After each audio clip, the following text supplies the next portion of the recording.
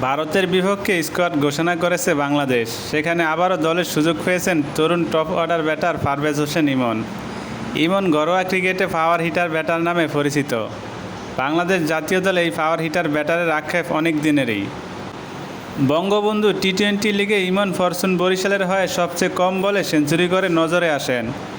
জাতীয় দলের আশেপাশের দলগুলোতে জড়ো ইনিংস খেলতে দেখা যায় যুব বিশ্বকাপ জয়ী এই ব্যাটারকে। 2022 সালে জিম্বাবুয়ের বিপক্ষে জাতীয় দলে অভিষেক হয় তার। অভিষেক ম্যাচ রাঙাতে না পারার জন্য অজানা কারণে আবার দল থেকে বাদ পড়ে যান তিনি।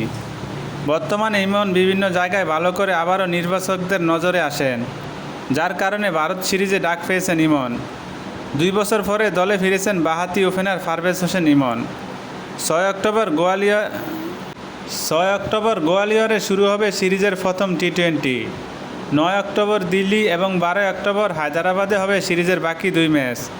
এই সিরিজের জন্য গতরাতে 15 সদস্যের দল ঘোষণা করে ভারতও। গতকাল বিসিবি সূত্র জানায়, টি-20 দলে থাকা 9 সদস্য ঢাকা থেকে দিল্লিতে যাবেন পরশু। দিল্লিতে থাকতে হবে 1 রাত, পরদিন তারা ধরবেন গোয়ালিয়রের ফ্লাইট।